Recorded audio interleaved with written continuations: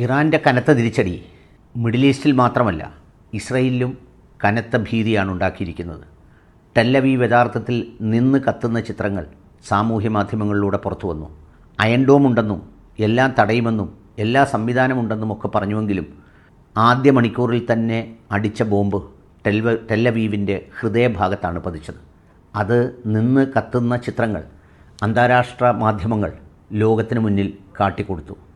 അത് ഇസ്രയേലിന് കനത്ത ക്ഷീണമാണ് ഉണ്ടാക്കിയത് എന്ന് മാത്രമല്ല, തിരിച്ചടിയുടെ കനത്ത ആഘാതത്തിൽ ബഹ്റൈനിലെ അമേരിക്കൻ ബേസ് സ്റ്റേഷൻ അപ്രത്യക്ഷമായി എന്നാണ് പറയുന്നത്.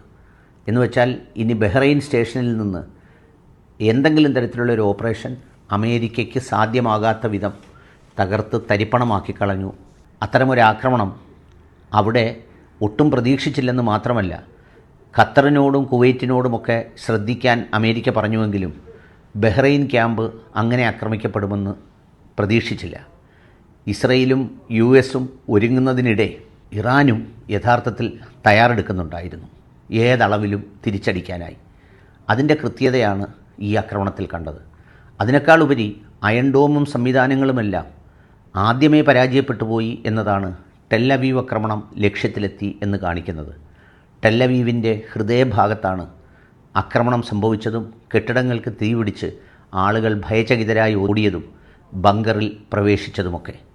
സത്യത്തിൽ ഇത്തരമൊരാക്രമണം ടെല്ലവീവിൽ ഇസ്രയേൽ ഒരിക്കലും പ്രതീക്ഷിച്ചില്ല.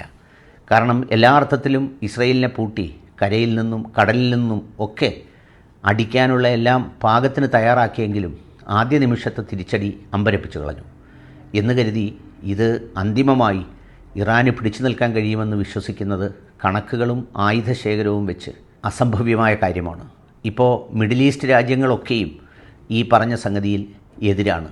എന്നാൽ അതേസമയം തന്നെ യു കെയും മറ്റ് രാജ്യങ്ങളുമടക്കം വലിയൊരു ശൃംഖല അമേരിക്കയോടും ഇസ്രയേലിനോടുമൊപ്പമുണ്ട്. അപ്പോൾ എല്ലാ ആയുധങ്ങളും എടുത്ത് അവർ പ്രയോഗിക്കുമ്പോൾ പിടിച്ചു നിൽക്കുക എന്നത് ഒരു മനുഷ്യസഹജമായി സാധ്യമായ കാര്യമേ അല്ല. കാരണം അങ്ങനെ ഒരു പിടിച്ചു നിൽപ്പ് ഈ സംവിധാനങ്ങൾക്കൊക്കെ സാധ്യമാകാത്തതാണ്. എന്നാലും വർഷങ്ങളോളം യുദ്ധം ചെയ്ത കരുത്തും അതിൻ്റെ പാരമ്പര്യവും ഏത് സാഹചര്യത്തെയും അതിജീവിക്കുന്ന സാഹചര്യങ്ങളുമൊക്കെ ഉണ്ടാകുമ്പോൾ അതിനെ അവഗണിച്ച് മുന്നോട്ട് പോകാൻ തന്നെയായിരിക്കും ഇറാൻ തീരുമാനിക്കുകയെന്നും അങ്ങനെ തീരുമാനിച്ച് യുദ്ധം നീണ്ടുപോയാൽ ഇത് മിഡിൽ ഈസ്റ്റിനെ മൊത്തത്തിലും എല്ലാ അർത്ഥത്തിലും പ്രതികൂലമായി ബാധിക്കും എന്നുള്ളതാണ് ഏറ്റവും ശ്രദ്ധേയമായ നിരീക്ഷണം. അതുകൊണ്ട് തന്നെ ഈ യുദ്ധം അധികം നീളാതെ വേഗം അവസാനിക്കണം എന്നുള്ളതാണ് എല്ലാവരുടെയും ആഗ്രഹം. ഇപ്പോൾ ഏറ്റവും ഭയചകിതരായി ബങ്കറിൽ കഴിയേണ്ടി വരുന്നത് ഇസ്രയേലികളാണ്. കാരണം ജീവിക്കാൻ അവർക്ക് കൊതിയുണ്ട് എന്ന് മാത്രമല്ല, തുടർച്ചയായ കഴിഞ്ഞ കുറേ നാളത്തെ ഫലസ്തീൻ അക്രമങ്ങളിൽ നിന്ന് അവർ വളരെ പ്രയാസപ്പെട്ട് മോചിതമാകുമ്പോഴാണ് വീണ്ടും തുടരാക്രമണങ്ങൾ ഉണ്ടാകുന്നത് എന്നുള്ളതാണ് അതിൻ്റെ ഒരു പ്രത്യേകത.